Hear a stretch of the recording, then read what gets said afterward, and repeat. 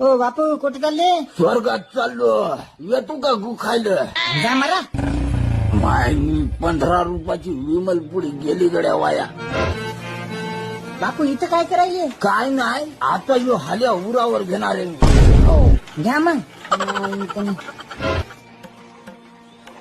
ओ बापू बठे.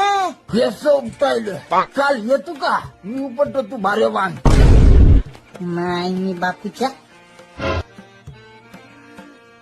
बापू इथं काय करायले?